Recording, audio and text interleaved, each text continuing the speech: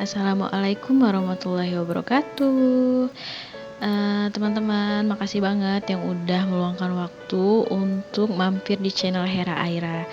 Jadi kali ini aku mau budgeting untuk tahun depan, udah 2023 aja, Januari. Alhamdulillah banget di penghujung tahun ini aku dapat pencerahan gitu ya untuk mulai budgeting, yaitu dimulai dari bulan September, dan itu lumayan ngerubah kondisi keuangan yang aku kelola ya. Jadi tadi sebenarnya aku itu mau gabungin video budgeting ini sama video update tabungan harian aku atau Hapsari ya, yang hanya perlu selembar sehari. Tapi karena kayaknya nggak ini ya, kepanjangan durasinya, jadi mungkin nanti untuk yang Hapsarinya aku upload setelah ini ya. Jadi aku bakal upload yang budgeting Januari ini dulu. Jadi teman-teman yang budgeting gimana budget untuk tahun 2023-nya udah ada perubahan belum? Kalau aku belum ya, udah ada pertimbangan sih ya, karena tahun depan insya Allah kalau Pak suami itu pasti ada kenaikan gaji berkala. Kalau untuk aku belum tahu ya gajinya bakal naik berkala atau naik seberapa, naik apa enggak itu belum tahu karena aku kerjanya swasta, sedangkan Pak suami itu di BUMD gitu ya. Jadi sudah jelas bakal ada kenaikan berkala. Kemungkinan bisa jadi ditambahkan untuk yang dikasih ke aku gitu ya, yang buat dikelola, tapi kemungkinan juga enggak. Masih ngeliat kondisi kedepannya ya. Dan ini aku disclaimer buat teman-teman yang mungkin baru ngeliat channel budgeting aku. Jadi aku itu bukan pakai gaji ya. Di sini aku nggak menjabarkan berapa gaji Pak suami dan berapa gaji aku.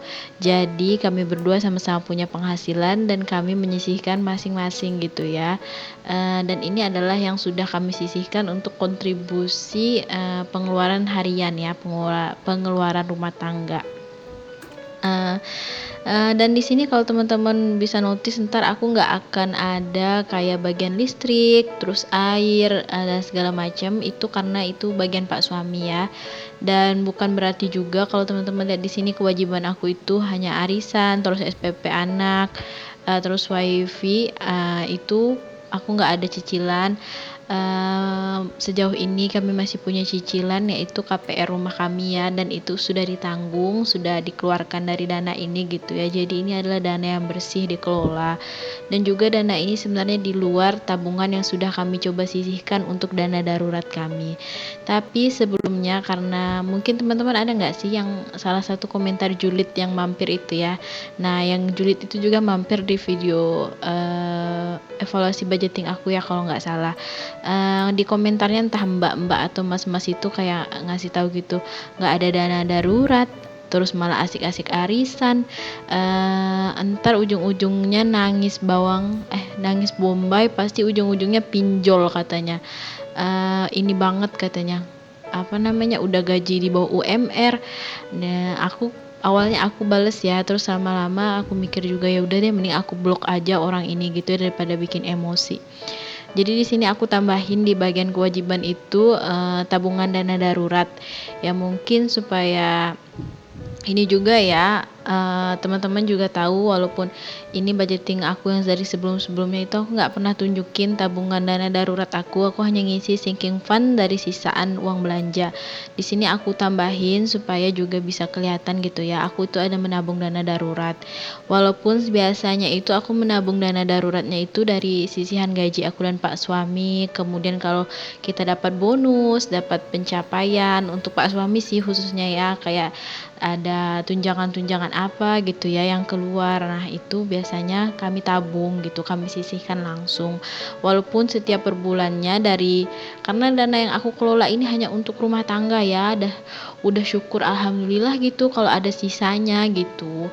Makanya kalau misalnya ada yang julid gitu ya, kadang pingin aku jelasin tapi juga kadang gimana gitu ya. Jadi kemarin itu aku blok aja karena dia itu komen di lumayan banyak YouTube budgeting ya, bahkan sekelas YouTuber Uma Fahtan juga dijulitin gitu, yang penghasilannya jauh lebih besar dan YouTube-nya itu udah dimonetisasi ya, bukan kayak aku gitu masih kaleng-kaleng dan masih pemula banget.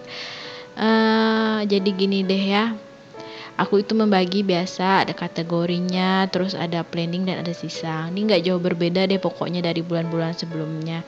Cuman ada nanti di bagian kondisional, biasanya aku nulisnya itu dana darurat.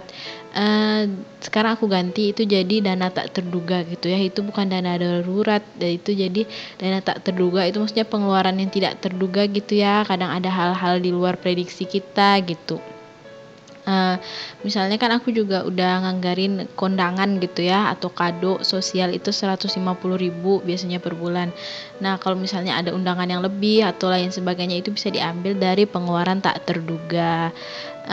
Teman-teman, mungkin di sini aku sih yakin banget ya, sebagian besar yang pengguna YouTube ini cerdas, sebagian besar adalah orang yang baik. Mungkin selanjutnya kalau yang mungkin ada gimana gitu ya, mungkin kalau komentar itu bisa baik-baik, nggak usah terlalu julid gitu ya. Kayak misalnya udah tahu gajinya kecil di bawah UMR, nah didengerin gitu ya, didengerin dari awal gitu. Yang aku sampein, aku juga udah bilang dari awal, aku itu bukan pakai gaji, pakai dana dikelola. Dan satu hal lagi ya, nggak usah yang namanya meremehkan gitu ya atau menjatuhkan pendapatan orang lain yang lebih kecil gitu deh ya. Pokoknya yang penting berapapun penghasilan kita syukuri dan kita kelola dengan baik gitu ya. Balik lagi ke video, jadi gitu deh pokoknya udah nih anggaran aku. Terus di sini kalau misalnya ada yang sedekah sama orang tua itu aku nggak keliatin ya, karena biasanya juga aku tuh kalau buat orang tua, buat atau ada keperluan-keperluan apa gitu, aku nggak kepatok dari dana yang ini aja ya, bisa ngambil dari dana yang udah aku sisihkan buat tabungan dan lain sebagainya gitu. BTW gimana nih teman-teman, penampakan video aku kali ini? Aku sih seneng banget ya, karena ini pertama kali banget aku ngambil video budgeting itu pagi hari, siang gitu ya, jam 10 menuju jam 11 gitu. Dan menurut aku cakep banget karena cahayanya langsung ya alami gitu, aku nge-shootnya di bawah jendela gitu. Kalau biasanya itu kan malam gitu, dan kali ini menurut aku lebih terang, lebih cakep. Semoga teman-teman juga dengan tampilan video yang lebih terang ini, lebih jernih ini bisa kehibur ya dan bermanfaat. Diambil baiknya, dibuang buruknya teman-teman, dan nggak usah kepatok sama nominalnya.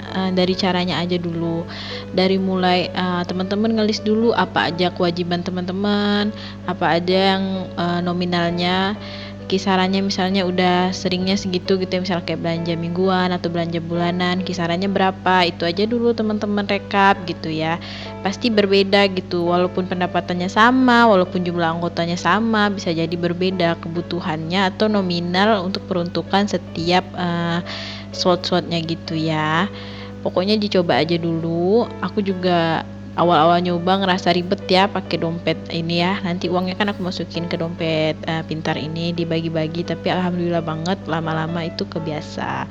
Sekian, makasih yang udah nonton, jangan lupa subscribe. Bye bye.